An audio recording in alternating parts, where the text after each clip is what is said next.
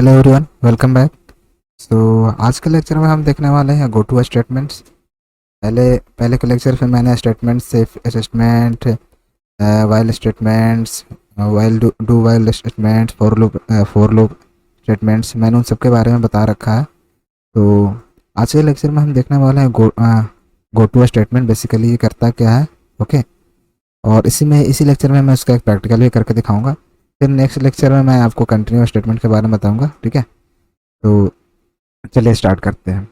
The go to statement. The go to statement is known as a jump statement in a C. C language में अगर गो to statement को कहा जाए तो basically ये jump statement होता है।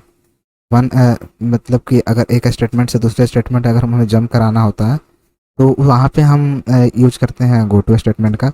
Okay. As the name of suggest go to is use to transfer the program control. मतलब हम कंट्रोल्स को हम जो होता है प्रोग्राम के अंदर उसको एक जगह से दूसरी जगह ट्रांसफ़र करते हैं टू योर प्रेफर्ड लेवल्स, जहाँ पे हम चाहते हैं प्रेफर्ड लेवल जो होता है। तो go to statement can be use to repeat some part of the code for a particular condition. Condition जहाँ होती है, अगर हम चाहते हैं कि उस कंडीशंस को हम बार बार रिपीट करें तो वहाँ पे भी हम गो टू स्टेटमेंट का यूज करते हैं। It can be also be use for the break the multiple loop which can't done by using single break statement. अगर सिंगल ब्रेक स्टेटमेंट में अगर उससे नहीं रोक पा रहा, ब्रेक नहीं कर पा रहा, तो हम गो टू स्टेटमेंट की मदद से हम उसको ब्रेक कर सकते हैं। ठीक है। तो however using go to avoided this does change it make the program less readable and complicated. ठीक है। तो ये जो हमारा गो टू स्टेटमेंट है बहुत इजीली रीडेबल बना देता है। ठीक है। तो इसका सिंटेक्स ये होता है कि हम जो लेवल्स होता है हमारा, लेवल्स मतलब कि जो हम स्टेटमेंट्स कोड्स लिखते हैं, ओके, वो लेवल्स होता है। फिर हम जो कंडीशंस होता है, कुछ कोड्स होते हैं, उसके बाद हम अगर गो टू लेवल्स को कॉल करते हैं तो किस लेवल को कॉल करना है वापस से, अगर इस लेवल को कॉल करना है तो ये गो टू डायरेक्ट यहाँ पर लेके जाएगा कंपाइलर को, और कंपाइलर को बोलेगा कि अब वापस से आप यहाँ से रीड करो। अब जितनी बार हम चाहें इतनी बार हम करवा सकते हैं यहाँ पर। ठीक है।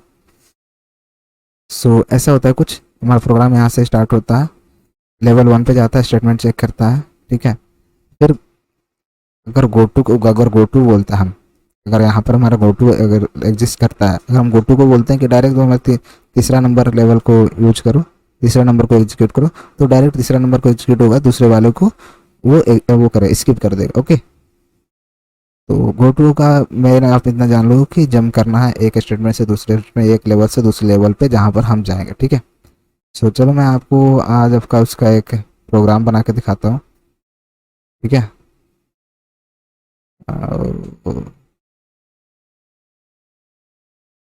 सी में जाते हैं, एक फाइल बनाते हैं, go to dot C. Okay. Go to dot C, ये रहा हमारा फाइल, आ गया, हमने बना लिया फाइल। अब यहाँ पर क्या करेंगे, एज इंक्लूड करेंगे। ठीक है। stdio डॉट एच को हमने कॉल किया। फिर मैंने मेन फंक्शन बनाया। मेन फंक्शन के अंदर मैंने एक वेरिएबल बनाया नाम के नाम से, एक आई के नाम से, आई के अंदर मैंने 1 असाइन कर दिया है। ठीक है। प्रिंटफ फंक्शन को मैंने कॉल किया। प्रिंटफ को बोला मैंने इंटर लेना है, यूजर से इंटर लेंगे हम। ठीक है। एंटर द नंबर हुज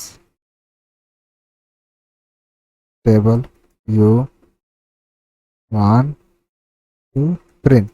मतलब बेसिकली हम जो प्रोग्राम बना रहे हैं, ये प्रोग्राम टेबल टेबल जनरेशन का होगा। हम टेबल जनरेट करेंगे इसमें।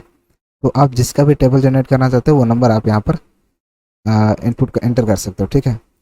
स्कैनफ की मदद से हम इनपुट लेंगे, परसेंट डी क्योंकि इंटीजर है। ओके। और एंड हमने यूज किया उसके एड्रेस के लिए, नम को कॉल कर दिया मैंने। ठीक है।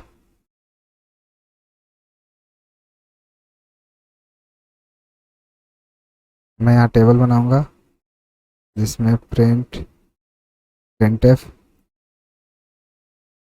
परसेंट जो हम इनपुट लेने वाले हैं, दो इनपुट लेने वाले हैं और इसको मल्टीप्लिकेशन जिससे कराना है, ठीक है। अगर आप मल्टीप्लिकेशन किसी पे करवा सकते हो तो मल्टीप्लिकेशन जिससे करवाना है वो, ठीक है, इज इक्वल टू जो इसका आंसर मल्टीप्लिकेशन होने के बाद जो आएगा, जैसे कि 2 × 1 इज इक्वल टू 2, ओके। तो जो आउटपुट आएगा वो भी तो हमारा होगा इंटीजर में ही होगा, ओके। तो ये हो गया हमारा। अब क्या करेंगे, नम को कॉल किया, आई को कॉल किया, जो दो इनपुट ले रहा है नंबर और आई, आई क्या है, आई को असाइन करा है मैं बाय डिफ़ॉल्ट 1, ठीक है। तो जो नंबर पे होगा एन यू एम जो होगा उस पर हम इंटर ले रहे हैं। सपोज डेट का 2 लेता है, 2 × 1 इज इक्वल टू क्या होगा, तो हम यहीं पर इसको मल्टीप्लाई कर दें नम इंटू आई, ओके। तो ये मल्टीप्लाई हो जाएगा यहीं पे। अब आई को इंक्रीमेंट करना है, इंक्रीमेंट तब तक करेंगे जब इफ़, ठीक है, I less than is equal to 10, मतलब 10 तक हमें निकालना है क्योंकि अगर टेबल जो भी होता है 10 तक होता है। अब गोटू को मैंने कॉल किया, गोटू को बोला कि आप वापस से टेबल में जाओ और वहाँ से वापस से स्टार्ट करो, ठीक है। आई होप आपको ये समझ में आया होगा। वापस से मैं बताता हूँ एक बार। मैंने दो वेरिएबल लिए हैं, नम नम से, एन एम एम से नाम से, और फिर एक आई के नेम से। आई में मैंने बाय डिफॉल्ट असाइन कर रखा है 1 और नम में नहीं किया। अब मैंने क्या बोला यूजर को, एंटर ये नंबर जिसके आप प्रिंट कराना चाहते हैं टेबल, ठीक है। और जो जो इनपुट जो लेंगे वो किस में जा रहा है, नम के अंदर जा रहा है। तो नम में अभी तो कुछ है नहीं, तो सपोज डेट कि यहाँ किसी ने 5 एंटर करा तो नम के अंदर आ गया क्या 5, तो यहाँ पर क्या हो गया 5, ओके। अब क्या बोल रहे हैं हम, टेबल टेबल करने वाले, ठीक है। सो जो हम इनपुट ले रहे हैं वो, और जो हमारे पास है आई का वैल्यू अभी वो, तो हमने नहीं आया 5, तो ये 5 हो गया। अब यहाँ पे क्या है 1, ठीक है। अब इन दोनों का मल्टीप्लिकेशन होगा, वो आ जाएगा यहाँ पे। हमने एक स्पेस लिया और हमने यहाँ पे डिक्लेयर कर दिया कैसे कैसे, फर्स्ट वाला के लिए ये, सेकेंड ये इसके लिए आई, और इसका जो है %d जो लास्ट वाला है वो मल्टीप्लिकेशन करने के बाद आएगा, ठीक है। अब इसको इंक्रीमेंट करो, कब तक करना है 10 तक, जब तक कि आई का इज इक्वल टू ये बराबर ना हो जाए। और अगर जब ये होता है तो बराबर नहीं होता है तो वापस जाएगा ये टेबल के पास, वापस इसको कॉल करेगा और जब तक चलेगा इस कंडीशन को जब तक सेटिस्फाई नहीं कर देता, ठीक है। तो चलिए मैं इसको सेव करता हूँ एंड इसको बिल्ड एंड रन करता हूँ।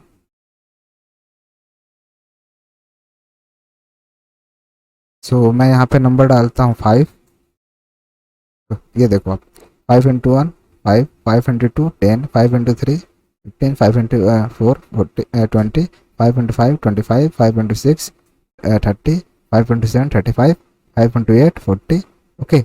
सब ऐसे करके आप कितना भी नंबर्स का आप टेबल जनरेट कर सकते हो। तो मैं एक बार देख लेता हूँ 70 का, ये देखो 70 का टेबल आ गया।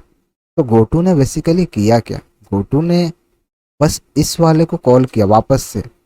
गोटू गया, ट्रांसफ़र गया कंपाइलर को कि वापस आप जाओ और वापस से इसको चलाओ, जब तक चलाओ जब तक ये 10 टाइम तक ये चलना जाए, जब तक ये इसके बराबर का हो ना जाए, 10 टाइम तक इसको चलाएगा ये, ठीक है। और अभी आई में क्या है 1 है, तो ये किसको काउंट कर रहा है, इसको काउंट कर रहा है, इस वाले को। ये 10 टाइम तक चलाएगा। अगर आप इसको 20 टाइम तक चलाओगे तो अब ये 20 टाइम तक चलेगा, क्योंकि ये टेबल हमारा 10 टाइम तक होता है, इसीलिए मैंने 10 टाइम तक। अगर आप इसे 20 टाइम तक चलाओगे तो 20 टाइम तक चलेगा, ठीक है। मैं इसको सेव करता हूँ, बिल्ड एंड रन करता हूँ, एंटर 17, ये देखो ये 20 टाइम तक चला है, ठीक है। तो जो हमारा जो काउंट कर रहा है वो इसको काउंट कर रहा है, इसको इंक्रीमेंट डिक्रीमेंट कर रहा है।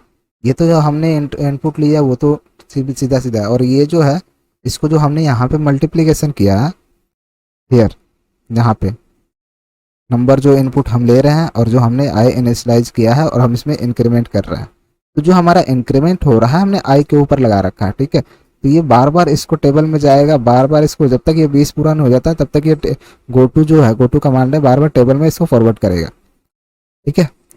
सो आई होप आपको ये समझ में आया होगा। आप इसका एक बार प्रैक्टिस करना, आप ऐसे करके बहुत सारे नंबर्स को कुछ भी कर सकते हो। टेबल्स जनरेट कर सकते हो, ठीक है।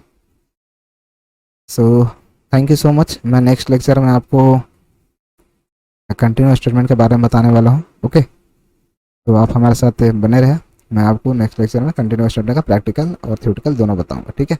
Okay bye, thank you.